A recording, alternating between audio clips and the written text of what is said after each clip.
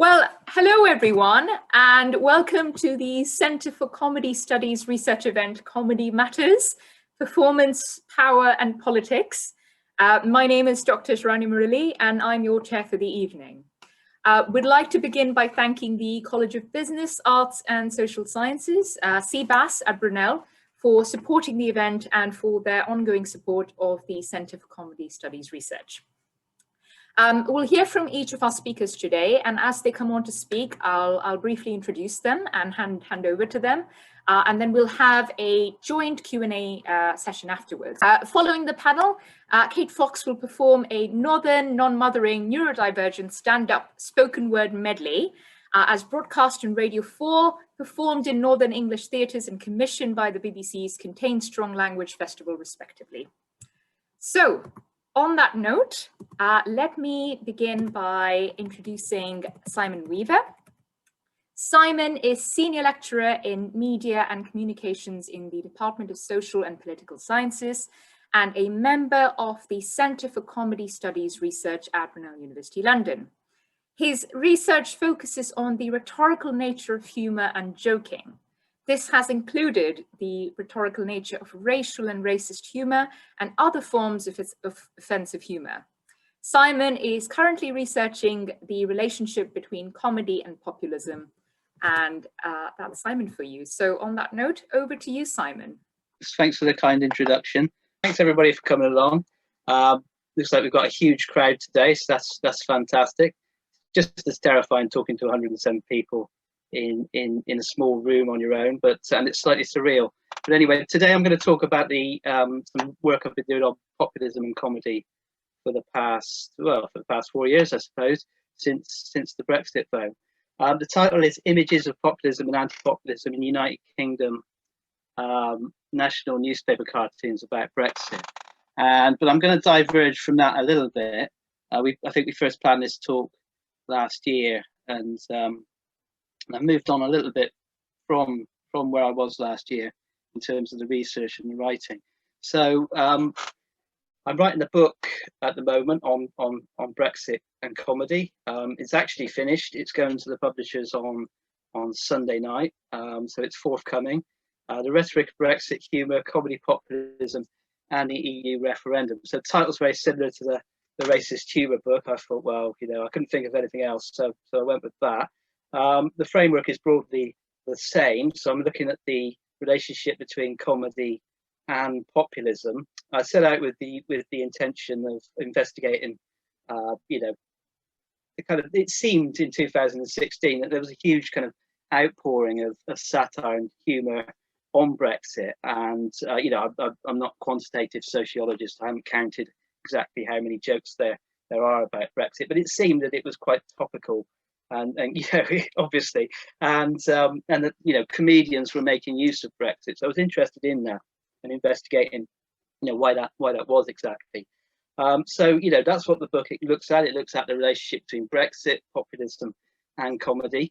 And the more I thought about it, the more I kind of looked at it. I kind of thought there was something about populism that sort of lent itself toward comedy, and that's what I've really been investigating. That sort of relationship between the structure, the nature of populism. And I think populism is a structure. It's not an ideology. I think most of the literature on populism points towards it being a structure, and the kind of nature of comedy. So the book examines the relationship between Brexit humour, comedy and irony, and populism. That's what it does. And in the text, I look at I actually use irony a good deal. Chapter 2 is all about irony. And I look at Zizek's idea of cynical irony, and I developed that. That's a really old concept now. Zizek was writing about cynical irony in the late 80s. Sort of cynicism towards capitalism and politics and that sort of thing. And I've tried to develop that and think about contemporary populisms as ironic populisms, as kind of frameworks that have a kind of non-literal and can't be taken literally. And I think the Shaman guy from the US is a good example of a kind of ironic kind of crypto-fascist populist. Okay, so I use the definition of populism. I use the definition of anti-populism as well in the book. I draw sort of heavily on Paul Taggart's work. Wrote a really good book about populism in 2000. The characteristics of populism I use are up on the screen. You know, most of these are derived from Taggart. But at its base, I think populism is you know, it's an appeal to the people. It's a concept of the people, and that concept is broadly speaking a fiction, I'd say, or at least a simplification. And I'll come to that in a moment when I talk about the rhetoric of populism. So you've got a notion of the people, and you've got some sort of othering process that happens as well. Populism is usually engaged in othering. Kind of high and low others, big and small others. You've usually got kind of maybe an outsider migrant group that are targeted, and you've also got sort of anti-elitism, anti-expert. We saw in Brexit the anti-expert sentiment that was expressed, which of course has radically shifted now in a lot of ways. So you've got that othering of big and small others. You've got the concept of the people who are, you know, victims. They're in the crisis is key to this. There's a sense of crisis in most populisms, and it's the others that are inflicting that crisis. You've also got this idea of the heartland, this notion of the heartland, which is often the nation, which is the kind of the true territory of the people within the fictional framework. We've got anti-populism as well in the literature on populism. And I think in Brexit, you saw the emergence of a populism very clearly in the referendum period and afterwards. And then you've got a kind of a symbiotic relationship that you've got the emergence of anti-populism as well as you know, as people respond to the tropes and the stories, the narratives of populism. You get this kind of this binary, and I think that's the key point for me in relation to, you know, humour and populism, the fact that it relies on this binary, populism and anti-populism, others and self, people and others, and that sort of thing.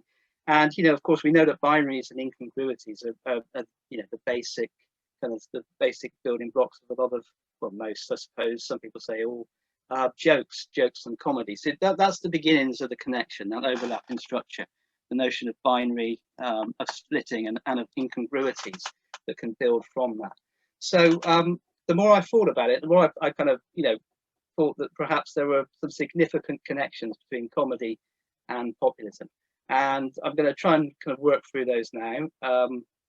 Basically, I've made the argument that they're both forms of rhetoric, in the sense that they're both meta-semiotic or meta-linguistic structures. So, you know, comedy is humor, comedy, at its base it's a set of techniques, set of structures that can be used that sort of build on incongruities, on ambivalences, ambiguities, ironies, those sorts of things. We've got the many tropes of comedy, but those are all structures which, you know, any content can be you know, almost any content, I suppose, as long as it's funny. But, you know, we can make jokes out of practically any content. We've got that ability with comedy. So you can have racist joking, sexist joking, you know, whatever. You can those things can happen. So comedy can be filled with any ideological content, more or less. And, you know, I think, you know, populism pretty much is the same type of structure. It's the same type of structure. So, you know, populisms can be developed from any ideological perspective. You can have left populisms, socialist populisms, you can have right-wing populisms as well. They're not specific to the ideology. They're a basic structure of people, other, and heartland that can be filled with any content.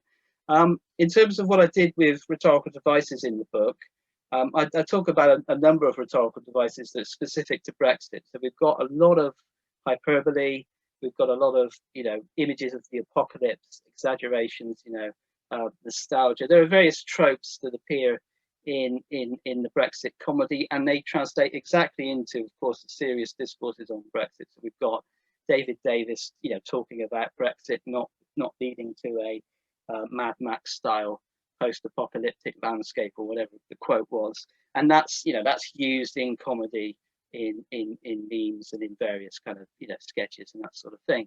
So you've got that direct kind of overlap between, you know, the language of the Brexit politician and the content of the comedy, in a way that I don't think you quite get with maybe more straightforward, everyday, representative, literal politics. I don't think you get that kind of direct transfer in the same way. But that's just a speculation.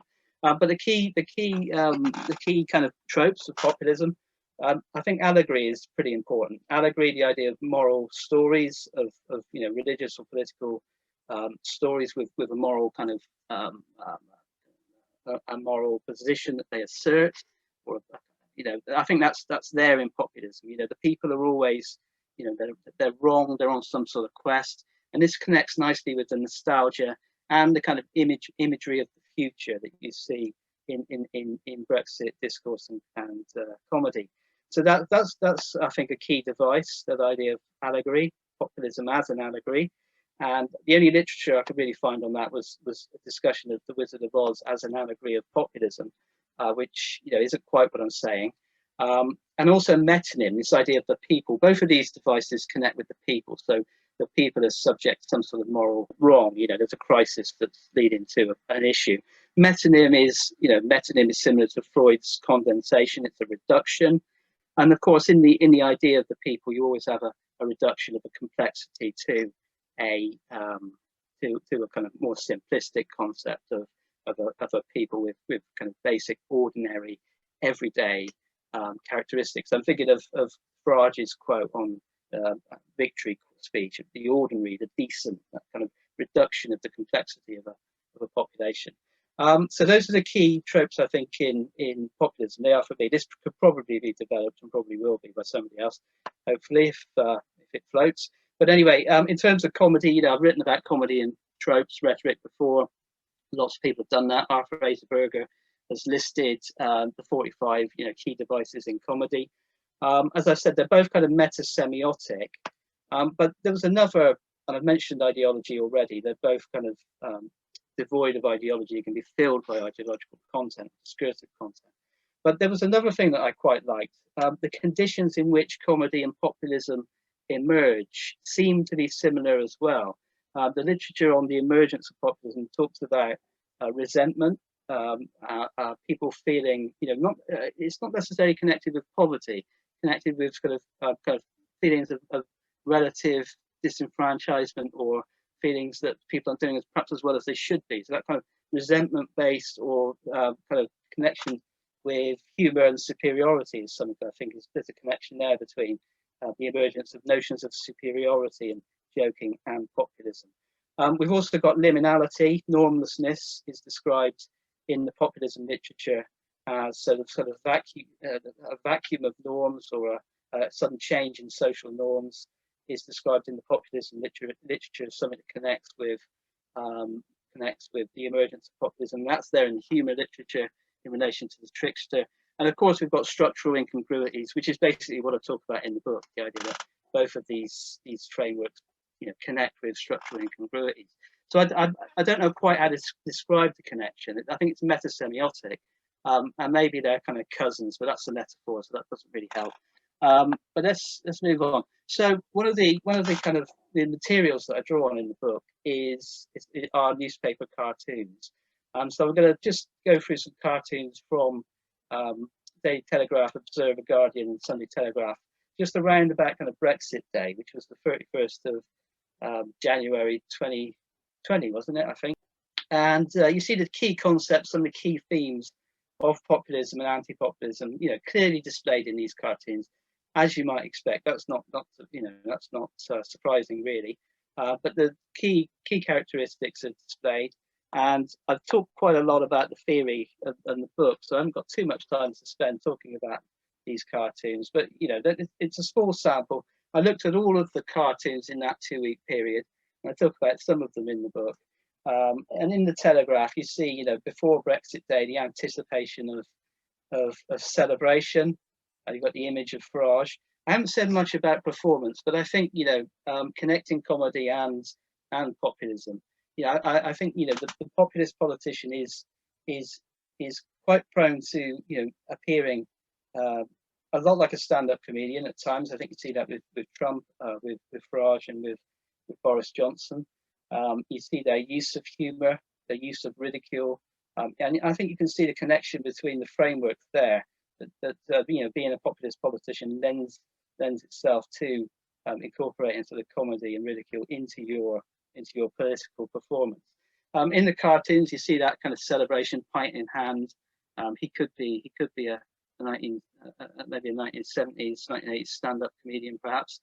You also see the ridicule of the Remainer, this figure of the grumpy Remainer, wondering what to do with the Brexit 50p in the Daily Telegraph. Okay, and we also see the images, the trope of nostalgia in the Daily Telegraph on Brexit Eve. The British lion is about to wake up and roar again, and this sort of connects with older political satire from the past century and before. So you see that image of nostalgia, which connects with the allegory of Brexit as a quest, as a moral quest for greatness, and that's nationalism. So staying with the Daily Telegraph, we've got as we move into the transition period. So we have Brexit Day, we move into the transition period. In terms of the coverage of the cartoons, sort of collecting and following the cartoons, there is this kind of, they disappear for a little while, and then they start to reappear as you might expect, as people start talking about the transition and the agreement and the lack of negotiation and that sort of thing. And again, you see images of nationalism in the Daily Telegraph. We've got Boris Johnson kicking the fair trade rugby ball through the moving goalpost, the devious elite other, the EU politician are bending the rules, breaking the rules, and that sort of thing. And then in the other cartoon from Blower, we've got the EU politician as kind of obsessed with rules as we set sail and disappear off to create free trade deals and that sort of thing. So again, this kind of builds into the story of Brexit for the Brexit supporting Daily Telegraph reader, perhaps. In the Guardian and the Observer, of course, it's completely different. We've got Riddle. This is the Observer, I think. Riddle on Brexit Day. Sorry, just before Brexit Day, we've got this idea of impending doom. We begin to see at this point, this is just before the 31st of January of last year, we begin to see connections with other signifiers of doom, coronavirus and climate change. And there's quite a nice collection of cartoons later in the year which do kind of place Brexit and coronavirus in the same cartoons, and that's quite interesting. So we see the idea of impending doom, the image of the apocalypse appearing, and death appears to help us imagine that. And then we've got ridicule of Remainers, ridicule of Leavers as well in the Remain supporting newspapers. We've got the 50p appears as a key signifier. Caricatures of the Brexit politician as somehow odd and maybe deformed slightly. And what I don't quite know, the rocket is the bus, but I won't say anything about the rocket. Okay, and then on Brexit Eve itself, Rosen depicts Brexit Eve again through images of death, of decay, of a graveyard here where Boris Johnson is burying our EU membership in the Brexit grave. So again, you see those fantasies of apocalypse and nostalgia played out in the satirical cartoons, and more death in the transition period. You also in this last cartoon got the idea of simplicity and misunderstanding in relation to the Brexit politician. The idea of the stupid Brexit supporter is a key stereotype from the anti-populist perspective. So I'll sum up. Okay, in terms of the impact of satire, there is some research, mainly done by psychologists or quantitative political scientists that looks at tries to measure the impact of satire in terms of its effect on audience groups. So that's not necessarily something that's got a particularly high status in the qualitative social sciences. But from my reading of that stuff, I tend to find when I read that type of research that it perhaps gives evidence to the idea that humour is rhetorical in structure, and with rhetoric being the art of convincing communication, it suggests that humour and comedy are a little more than just jokes. I think most of us would probably accept that nowadays. And so what I'm trying to do with the book is maybe think about the ways in which comedy and humour are actually quite fundamental components of certain types of political communication. They're actually, fundamental to that. And I think with the recent kind of period of Brexit and Trump in the US, we see those humour tropes in mainstream politics far more perhaps than we did in previous decades. Okay, I think I'll stop there. Thanks. Thank you, Simon. Very interesting and complex paper, and as you can see, we're getting applause and thoughts in the chat. Kate Fox, so I'll just introduce her, is a writer, performer, and broadcaster who sometimes describes herself as a stand-up poet.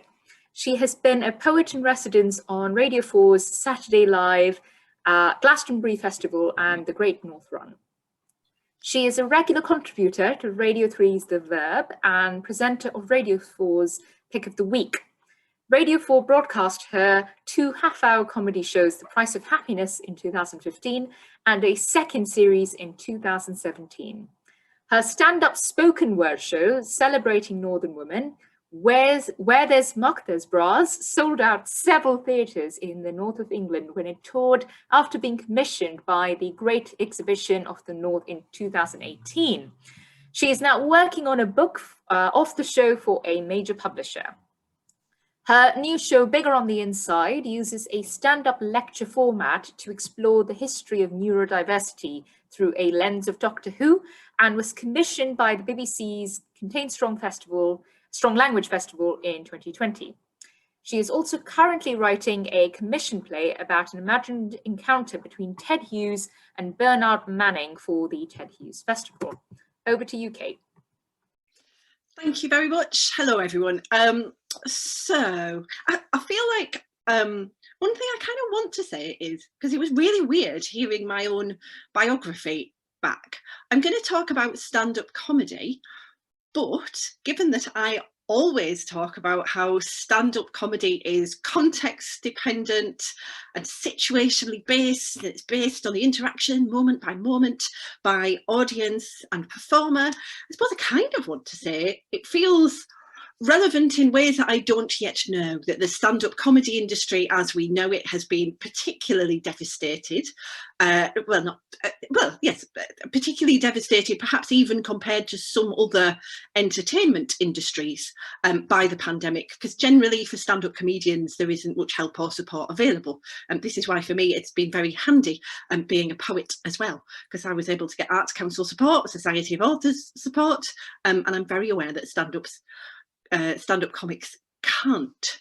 Now, is that relevant to what I'm about to say, which is actually about how stand-up comedians are able to talk back and resist aspects of their classed, regionalised, gendered and other identities in their stand-up? Of course it's relevant. It'll become even more relevant as we go into the future.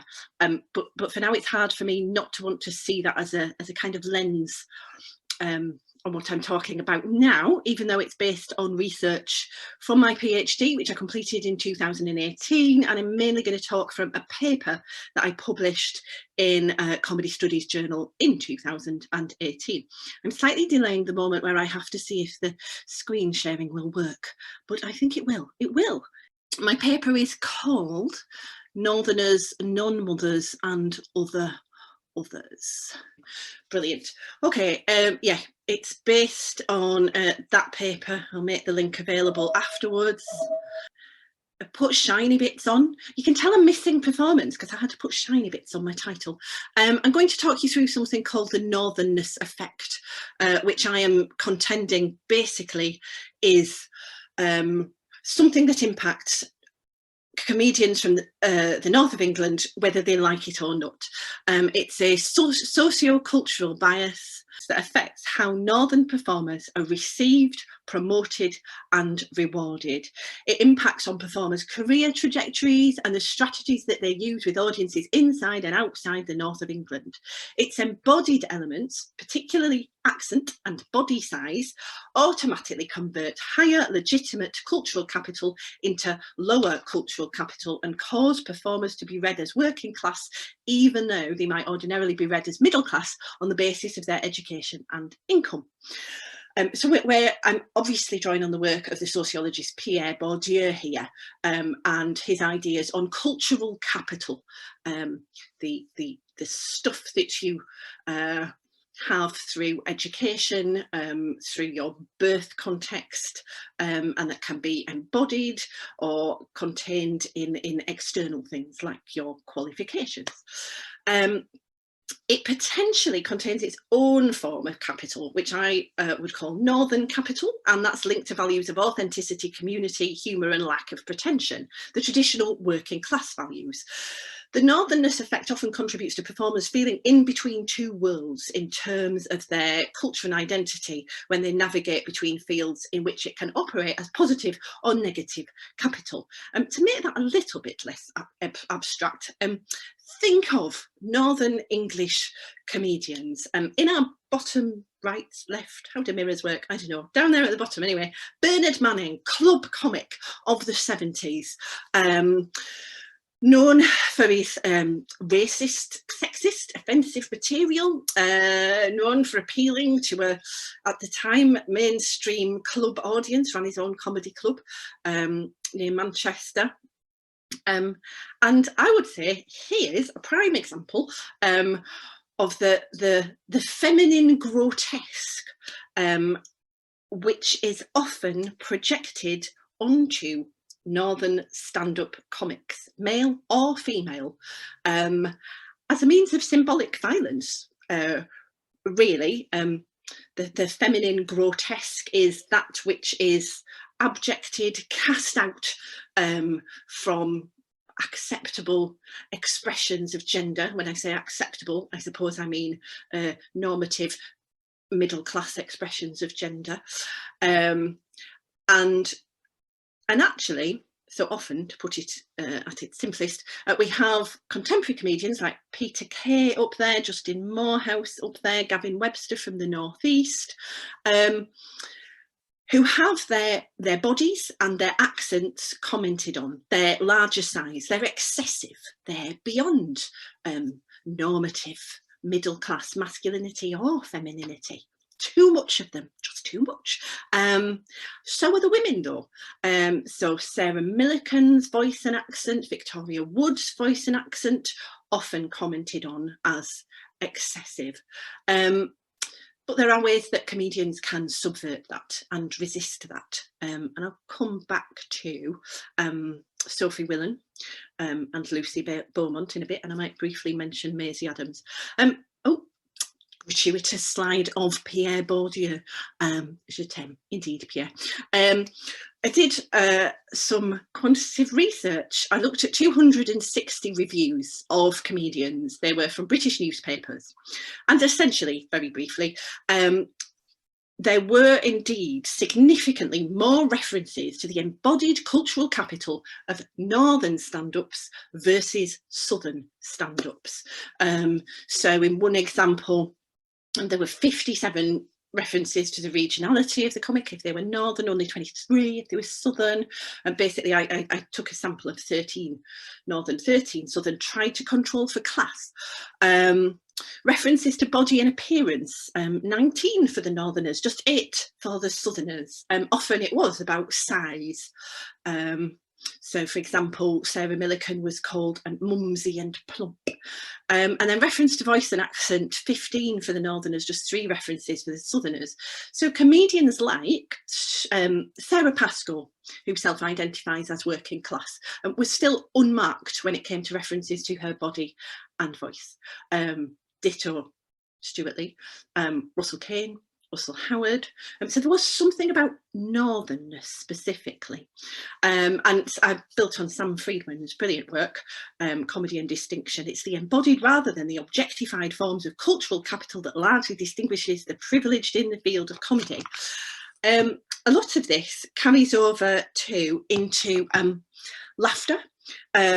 So there was something quite important about how provoking a belly laugh in an audience, a really bodily, deep, visceral laugh, was less valued by reviewers or cultural gatekeepers than provoking a more cerebral response. So actually, and that's an inverse of how often stand-up comedians would value or would mark an effective performance. It will be volume, frequency, duration of laughter. Not the case necessarily if you're looking for an award at the Edinburgh Fringe Festival, which is one marker of higher cultural capital in comedy world, or a really good review in the Telegraph, the Times or the Guardian. So I interviewed 27 stand-ups, and I think this stuff would still apply in pandemic world. So we've got Hayley talking about how she feels really northern when she performs after comedians from Cambridge. They're the poshest people I've met. They'll book me on and they'll talk about completely different things to what I talk about, which is good because it's varied, but I feel really common coming on going, hey, you know, your dog eats shit. I just feel really incredibly northern. I don't know, it feels like two different worlds. That's probably me. I don't know. The hedging, and the hesitancy is because it's still not really culturally acceptable to point out that you have noticed the symbolic violence being meted out upon you because of your marginalised class, gender, regional status. It's really difficult to do, less difficult to do if you point it out in the form of stand-up, where it might be in ironic brackets. Bev Skeggs, the sociologist who has written so brilliantly about working class women and how they are locked into certain circuits of value, and their reproductive status is valued, their ability to care for others is valued. And actually, I think stand-up comedy is a way for comedians to formulate their own circuits of value. So Bev Skeggs, for example, pointed out that the royal family presents a sustained attack on middle class pretensions, yet the middle class are likely to not recognise the nature of the class hatred it contains. They mustn't do, since the show's won so many art cultural system awards. Stand-up comedy generally becomes a space in which one can resist and subvert. And I think you can resist and subvert stereotypes of Northern Englishness. I mean, I think Carl Spracklin, who had a paper in Northern English Studies in 2016, very, very, very powerful indeed on how Northern Englishness is a tool of marginalisation and oppression, a convenient myth that keeps people happy in their subaltern state. Because while they might be marginalised and not as marginalised as those others who are not allowed to be members of the imagined community, the North is a symbolic wilderness for the hegemonic elites of England. It's rare to find this stuff put that strongly, but I suppose that's why I've let him say it, not me. But I just want to conclude by saying that stand-up performance is, as well as a way to resist the stereotypes of the negative stereotypes around Northern Englishness and to mobilise your Northern capital, it's also a way to subvert gender stereotypes. And I think the concept of the unruly woman is really important here. Kathleen Rowe, using Natalie Zeman-Davis' definition of the unruly woman, basically, an unruly woman is one who speaks, takes up space, makes jokes, exists in a large way. And again, I would note that Northern stand-up comics, stereotyped as 70s club comics, are also forms of the female grotesque, the feminine grotesque. And one way that I think, oh, I did the sparkly thing again. I'm just missing my sparkles. Yeah, one way that can be subverted. There's a lot of Northern English stand-ups talking about not wanting children, choosing to be child-free. Is that a hetero-queer deliberate capitalist failure? I would suggest yes. Sarah Millican has talked about it, Sophie Willan has talked about it, Lucy Beaumont has talked about it, but now she has a child. I have talked about it. And I think that merits more research, really. I thought Kimmy Pritchett-McLean's recent show Existential Crisis on Radio 4 talked about it, but actually she was more generally talking about how millennials are not reproducing and how she wants to adopt. So she was still kind of upholding the existing heteronormative middle class circuits of value, which wasn't surprising to me for various reasons, which I don't have time to go into, really, do I? I reckon I'm going to finish there. See you in a bit. Thank you. Thank you, Kate. Again, really interesting paper, and we have the applause trickling in the along with lots of exclamation marks in the chat. So moving on to our last two speakers who are doing a paper together. Let me introduce them. Here we have Dr. Sara de Benedictis, who is a senior lecturer in sociology and communications at Brunel University, London. Her research interests are in gender, reproduction, class, austerity, and popular culture. She has taught at various institutions on sociology, cultural studies, and media studies, and she was the co-chair of the Feminist Studies Association, UK and Ireland. Welcome, Sarah. We also have Dr. Sharon Lockyer, who is a reader in sociology and communications and the founding director of the Centre for Comedy Studies Research at Brunel University, London. Her research interests include critical comedy studies and the sociology of popular culture. She is the founding editor of the Polgrove Studies and Comedy book series and has served as executive board member at large for the International Society for Humour Studies, ISHS. So we're at, it's 12 minutes past 5, and I will hand over to the two of you. Okay, thank you very much. Thank you all for coming. It's great to have so many people at today's event. And what myself and Sarah would like to do today is to share a work in progress paper. And the title of the paper, as you can see, Performing Pregnancy, Comic Content, Comic Critique and Ambivalence in Pregnant Stand-Up Comedy. And this is our second collaboration between us, and we came together due to Sarah's interest in reproductive politics, media and inequality, and my interest in the socio-political function or roles of popular comedy. And what we want to do today is give you an insight into some of the observations we've made about the role or the purpose of stand-up comedy that's performed by pregnant comedians.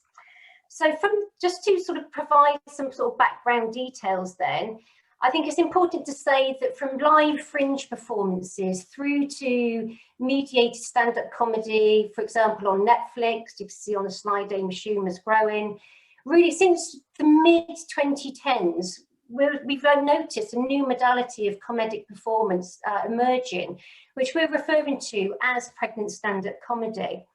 And in these sites, we see that pregnancy is partly a visible feature, but equally it's the driving force in these performances. And for the purpose of the presentation today, and obviously with an eye on time, what we'd like to do is share our observations of mediated stand-up comedy in the UK and in USA through our analysis of 3 case studies that involve Ali Wong, Amy Schumer and Ellie Taylor. And what we want to do is contextualize pregnancy in comedy and explore 3 themes that have emerged out of our textual analysis of their performances. So we're going to think about how the theme around comedy, pregnancy and corporality is central to these performances.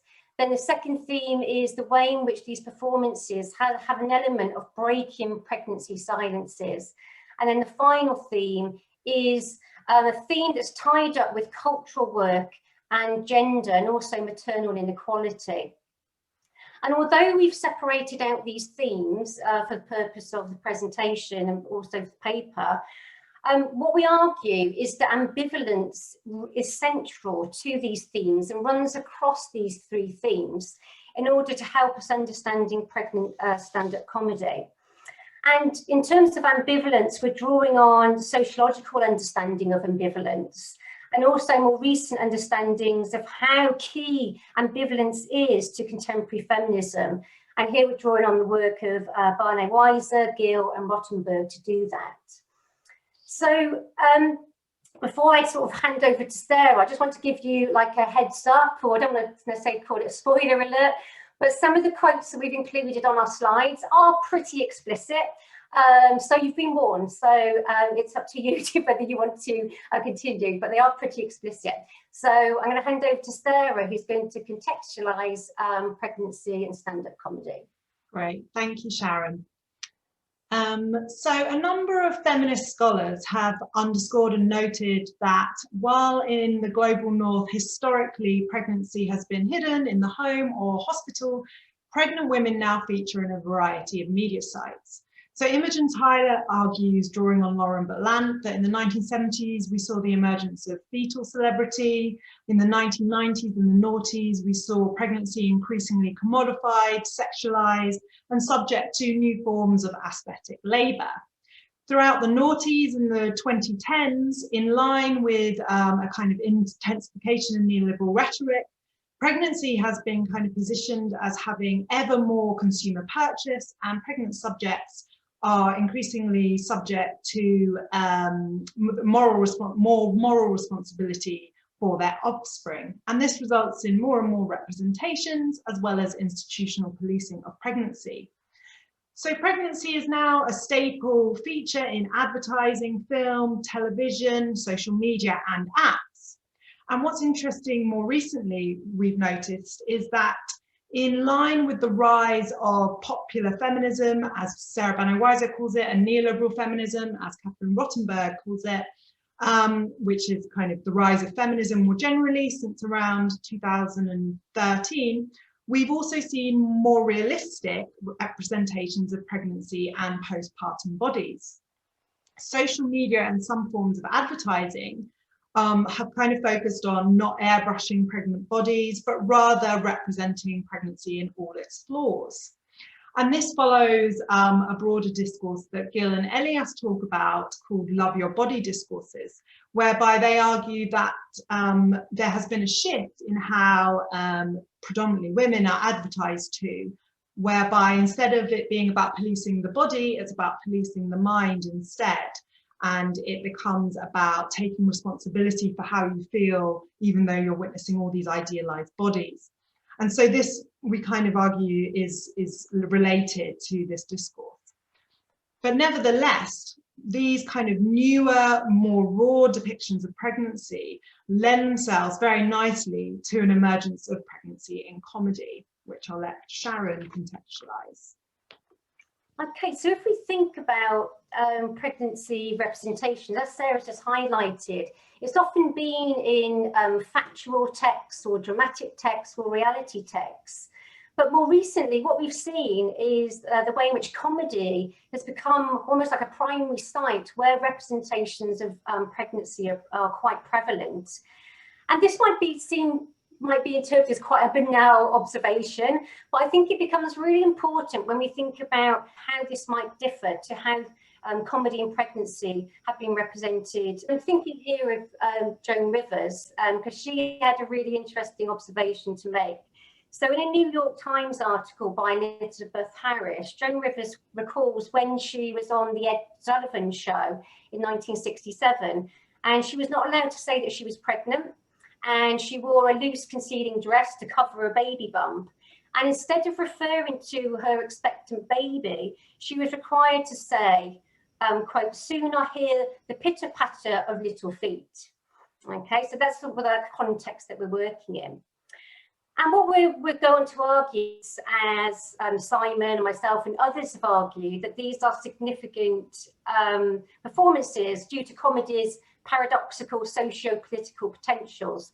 So in addition to being entertaining or reinforcing dominant stereotypes in hierarchical relationships, comedy can also enable individuals or groups or even societies to examine, to question and to challenge and to subvert dominant discourses and inequalities. And that's what we find really interesting in relation to these performances. So if we move on then to think about our first theme that we've identified in our textual analysis of the three performers that we're interested in, what we found is that although historically it's been unusual to have the pregnant body visible in stand-up comedy, and this obviously has changed, as I said, in recent years from the 2010s. And I think this is really significant. This lack or this absence is really significant when we think about how comedy studies literature argues that the body is central to comedy, or comedy centres and privileges the body. And what we find in the performances that we're looking at is that the pregnant body is centred to mediate the physicality of the maternal body through a range of techniques, whether that's through clothes, through posture, or through movement as well. And what we see is the playing around with the socio-cultural expectations of the pregnant body. And the Amy Schumer quote on the screen at the moment, that hopefully you can see, is sort of epitomising that playing around with expectations of the pregnant body and sort of ownership and who wants to see it. But also what we see in these performances is the repertoire that debase pregnant and maternal bodies. They often riff off notions of what we might refer to as the grotesque, and they're sort of thinking about or sort of critiquing expectations and their bodies. And I think the quote by Ali Wong on the screen at the moment is a real indicator of how the grotesque body is used in these performances. And as Stott reminds us, the grotesque as is, quote, a humorous mode that aims to produce an ambiguous feeling pitched somewhere between pleasure and disgust. And I think the Ali Wong quote really pivots on us as audience being drawn in. So then there's a sense of pleasure and sort of disgust of what she's saying being, being played out. And as Critchley has argued, this pivoting and this ambivalence is a really key function in terms of it's bringing us close as audiences in terms of the intricacies and detail of the observation. But equally it's distancing us in terms of it's quite a monstrous way of describing the impact of pregnancy on the body. So I'm going to hand over to Sara, who's going to talk through the second theme that we've identified in our analysis.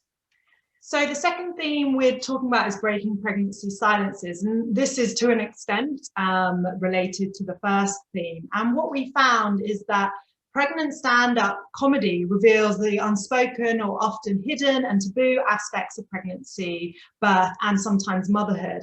And it offers alternative ways to understand pregnancy experiences. And such jokes kind of emphasize painful investments and frustrations related to pregnancy, spoken through the comedic impetus, as well as highlighting ambivalence around the pregnant and maternal body, as well as inequities in childcare, as Tracy Jensen's written about in relation to Ali Wong in her book in 2018.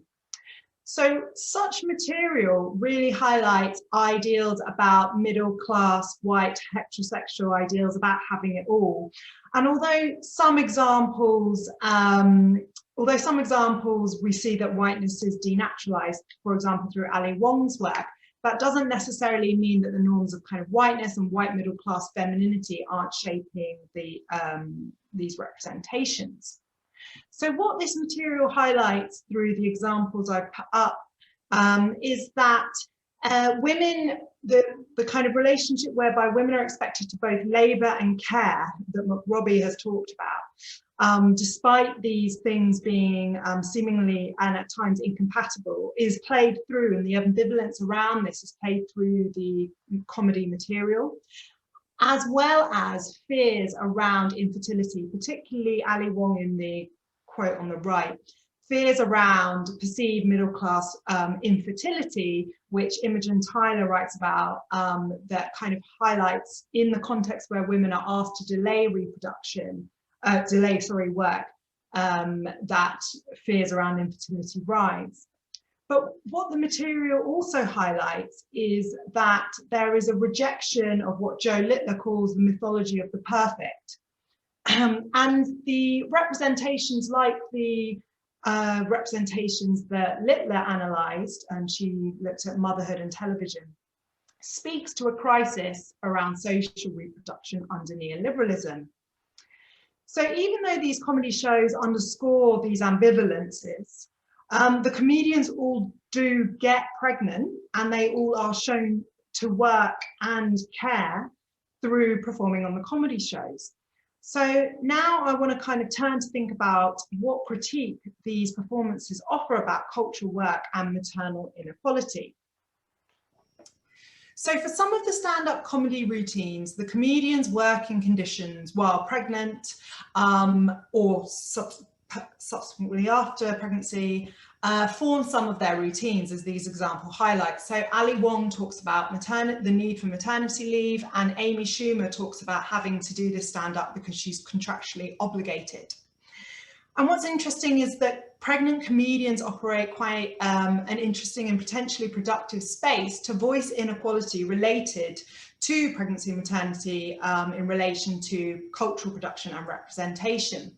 So existing research on the cultural and creative industries and on cultural work and inequality highlights that cultural work is often made within the image of white middle-class males. And although there's some research by Tamsin Dent on this and maternity, there's less on pregnancy, despite these being kind of motherhood, sorry, not maternity, despite these being kind of two different forms of subjectivity. So what these comedians are doing as they talk about their experiences is that they're using autobiographical comic content that enables them to critique the cultural work conditions that they are subject to and speak about maternity and pregnancy inequality. But if pregnant comedians are doing autobiographical work that highlights inequality about pregnancy and cultural work, they at once are working in the conditions at the same time that they are representing what they are trying to critique. So therefore, there is a level of ambivalence around this material. And whilst the previous forms of ambivalence that we've been talking about largely refer to ambivalence in relation to whether jokes are seen to be progressive or reductive, this ambivalence speaks to something else. It speaks to an ambivalence about critiquing structural working conditions within the constraints of such conditions. And this is something that Animak Saha talks about in his work about cultural production and representations of race. And it also speaks to some of the work I've done with Kim Allen and Tracy Jensen on production, representation and class. So the question arises really is how far the comic critique can go if they perpetuate the issues they raise by working and representing such work within the conditions they critique. Okay, so to bring the presentation to a close, there's sort of 4 key points that we think are really significant and important to finish on. Firstly, that pregnant stand-up comedy offers something that can be seen as quite intriguing, that we think sets them apart from other cultural workers due to that importance and that centrality of the autobiographical nature of stand-up comedy. And pregnant stand-up comedy offers the ability to critique inequalities related to cultural work and pregnancy, while also representing it at the same time. And we think this is quite a valuable springboard for discussion and quite useful if we're thinking about inequality, cultural work, production and representation. But occupying a position that highlights the ambivalence of making such critiques within frameworks that are inherently unequal can be a privileged position too. And this raises a broader question about who gets the opportunity or who can take up such positions, as ambivalent as they may be. So for example, how does taking up this position or these positions intersect with whiteness? How does it intersect with able-bodiedness? And how does it intersect with cisgender norms? So thinking this through and with the ambivalent feminist critiques, we think is key here. This is our final point.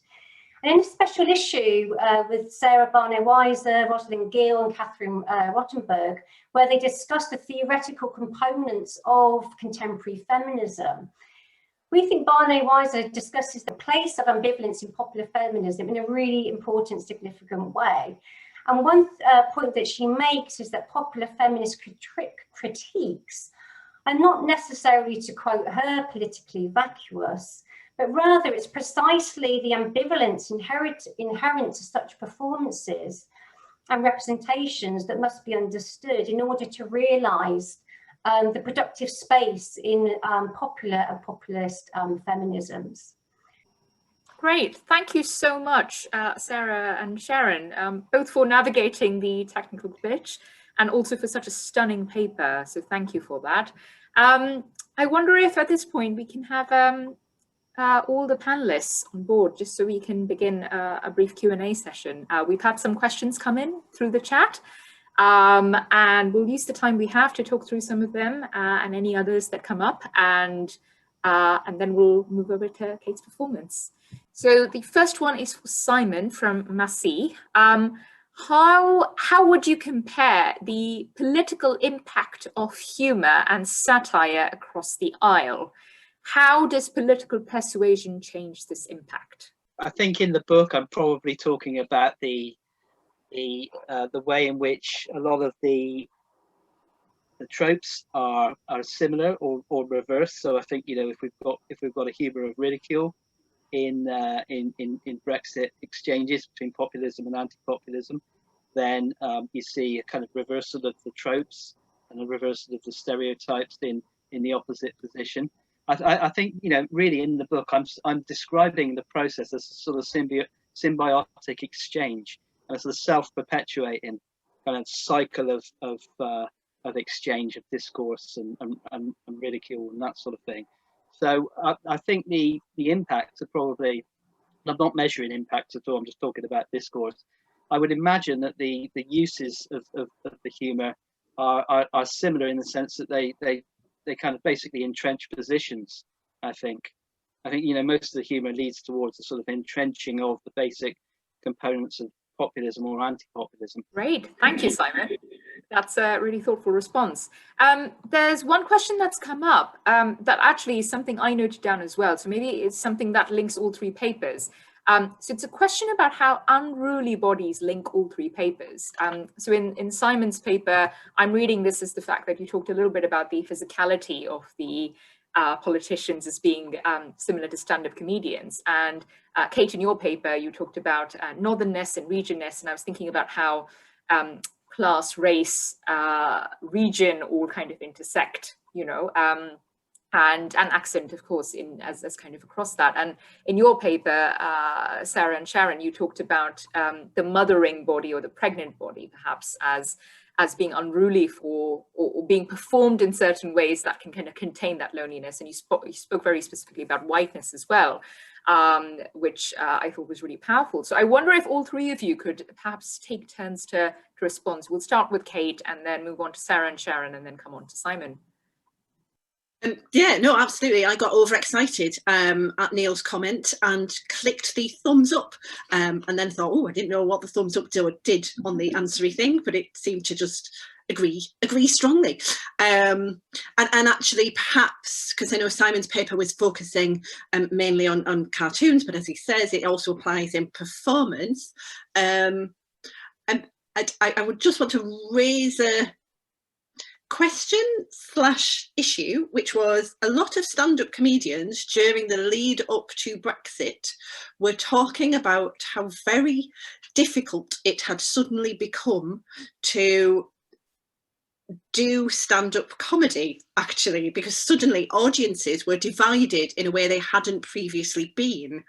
And that unruly comedian body suddenly became a bit of a body at risk, which I think links back to Sara and Sharon's question about, well, who gets the privilege to use this ambivalence, the ambivalence of being an unruly body? And I think it somehow showed that privilege shifts and changes, even for white middle class cis males, actually, in the instance of Brexit.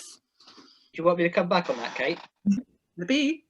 Yeah. Yeah. Well, I think, you know, my impression is, you know, my qualitative sample is that that's certainly the case, that you know, comedians did struggle with that, first of all, because it splits the audience. And I think the comedians that sort of negotiated their way out of that more successfully, for maybe comedians with kind of established mainstream politicized profiles. So people like Stuart Lee. Stuart Lee actually in Content Provider does a section where he talks specifically about the difficulty of writing jokes about Brexit and touring around the country and going from one town to the next. And he kind of he has layers to it. He kind of deconstructs the audience, talks about the class structure of the audience. But you know, that's a pretty sophisticated piece of writing that he's got there. And yeah, Jeff Norcott is another example, perhaps, of a comedian that's done very well out of Brexit, because he's there situated as that Tory Brexit voting comedian who's underrepresented and that sort of thing. So he's made some room with that. But yeah, I'd say, you know, that I think, you know, probably maybe a lot of comedians did struggle with it, but that's not something I've necessarily looked at. I've looked at the examples that have surfaced. When Kate was talking and going through a paper and she referenced the unruly woman, I was like, yes, there's obviously clear links with what you were saying, Kate, and what Sarah and I are saying in our paper in terms of, you know, playing around with norms and expectations around pregnancy is key. And I think, yeah, just having the opportunity to be in a performance space can be deemed as politically, you know, a political message, or can be read politically, should I say. But I think also the language that's used and the phrases that are used are quite unexpected or different, or hadn't really been heard on the live comedy circuit much. So sort of unruly, I think the element of unruliness works at a number of different layers or levels, actually. So you've got the unruly body, but then, you know, as Sarah was saying, you know, in our paper arguing, you know, that you're making critiques about the very profession and circuit that are, you know, that's actually enabling performers to perform and to support them in that in some ways. I think Neil's question is a really good question. So I think the unruly body is you know, definitely, I think, a theme that runs throughout, and it is something that we refer to in the paper that Sarah and I are writing. But when Kate referred to it, I was like, oh, we don't really mention it directly. But I think the three themes, I think, are all connected to unruliness in some shape or form. So I think that's a really, really well observed comment, definitely. I just wanted to add as well, just briefly, about the unruly body and pregnancy in and of itself being an unruly thing. So a lot of feminists like Christine Bassby, Imogen Tyler, and others have noticed how pregnancy is against the male-contained norm, and so the actual pregnancy goes against that norm, and so could be seen as unruly in that respect. And they play with this, the comedians. And I just wanted, in terms of how that fits in with whiteness, I just wanted to pick up on that as well. And the one thing that I think that me and Sharon have looked at in the broader paper as well is that we've been looking at mainstream representations of pregnant stand-up comedy, and they are predominantly, is like popular feminism more generally, it is predominantly white. And what we found when we were analysing more general, when we were looking for more general representations, is on the margins there's more diverse representations. And so in that respect, I think the mainstream pregnant stand-up fits in, it overshadows other forms of pregnant stand-up. And I think you can see that kind of playing out in the same way that Sarah Bannon-Weiser may argue that kind of popular feminism does the same thing. And Catherine Rottenberg would say it obscures other types of feminist coalitions and struggles and movements. So it's quite similar. Great, thank you all, and thanks for kind of linking that, Sarah. That's great. Looking at the questions again, there's one for Kate about comedians and resistance. So Juliet asks, can a Southern comedian resist the stereotypes of Southern Englishness? And there's a follow-up about Cambridge University comedians. What about people who are comedians who are from Cambridge? Being born and raised in a university town or city seems to lead to certain assumptions about people that just inherently aren't true. How can Southern but other comedians resist and break free of the stereotypes assumed about them? So maybe one thing you can address is what are these stereotypes about Southern comedians? Since if you're aware of any. Well, I'd say they're not really stereotypes in that, as in, you know, Puar talks about the somatic norm in terms of race and ethnicity being a white body. The somatic norm in terms of a speaking body is in British stand-up, I would say, is a comedian with a sort of received pronunciation Southern accent who is white, not necessarily male, but probably, and any deviation from that is sufficient resistance. And I think Juliet asked that question, and I think Juliet's stand-up's really interesting in itself. No, you're not here anonymously, are you? No, you're not. So I can say, Juliet, that I think, you know, your stand-up, I saw some of your brilliant set at Edinburgh where you were talking about mental health issues and your mental health issues, and I'd say at that point you've suddenly kind of broken the somatic norm, because it's also it's an abled norm, and otherwise, okay, I'm just going to provocatively say it doesn't occur to Southern comedians that they need to resist this. Why would they? It's ground neutral, it's ground zero. I suppose if you're really determined to resist it, you could talk about your love of pies or something. But no, I would almost return back to it doesn't need to be resisted unless you're in Sunderland and you have to win that audience over. Aha, good point, because it's always context dependent and situationally dependent. So you make yourself extra likeable, extra person of the people, or whatever resistance will work for you in that moment, in that context, in that situation. Thank you, Kate. We have a few more questions. We'll try and get to those in the next 10 minutes, maybe. So we'll start with one for Simon.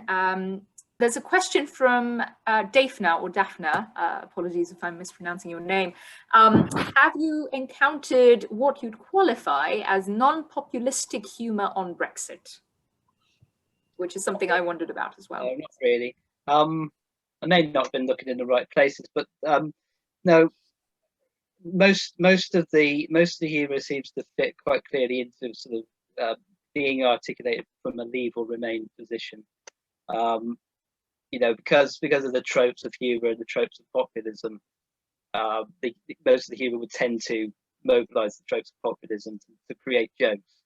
Therefore, it kind of, you know, leads to humour from a populist or anti-populist perspective.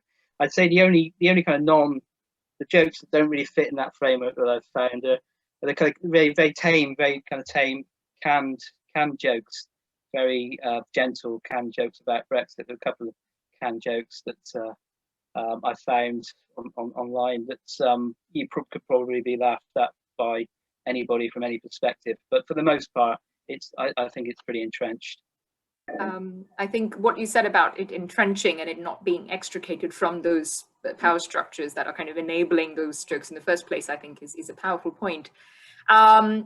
Okay, well, there's a question for Sara and Sharon from Massey. How do you align ambivalence with political activism as the quintessence of feminism and pursuing equity as a cause? Doesn't political activism require taking a clear stance? That's a really good question. I'll start with saying that. I was sitting thinking about it. Yeah.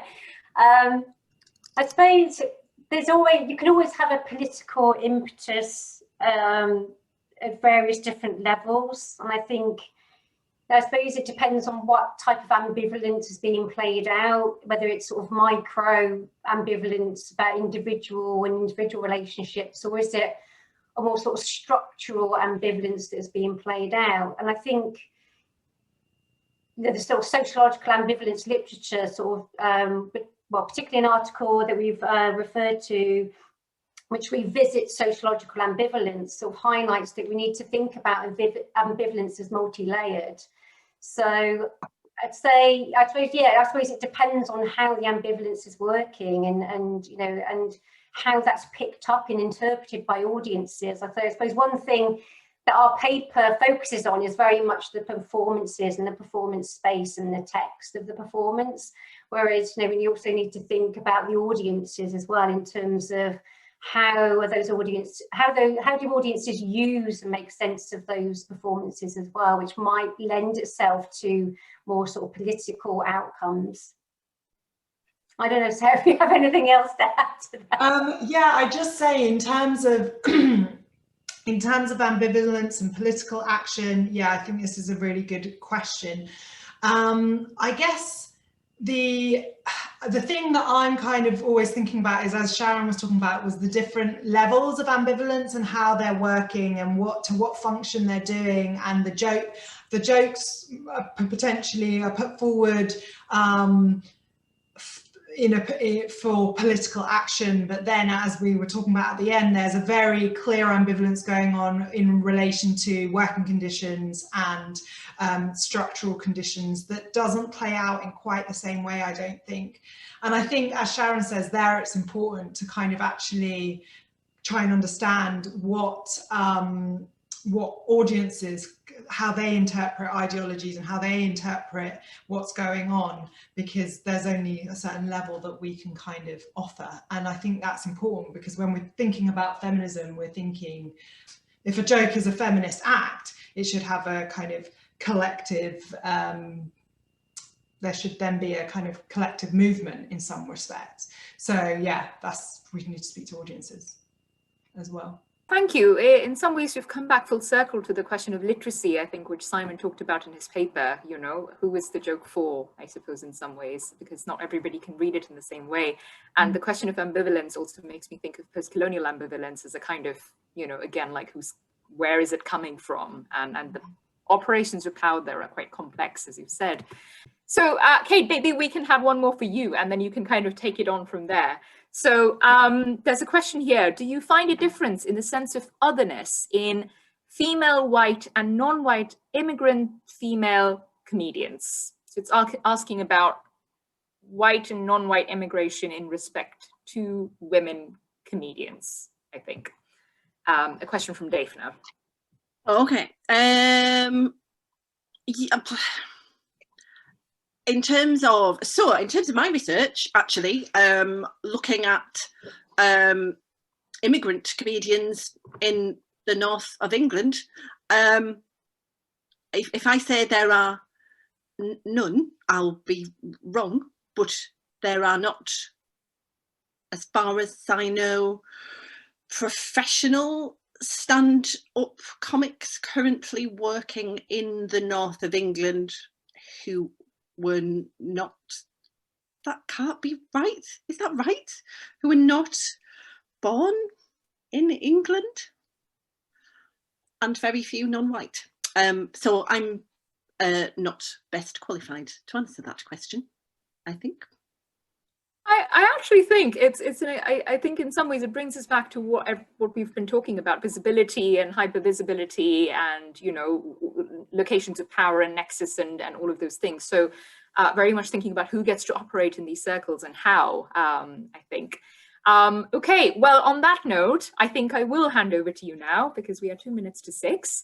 Thank you to CBAS again, and thank you to everyone who came to attend this wonderful webinar, and we have a performance coming up from Kate, and over to you, Kate.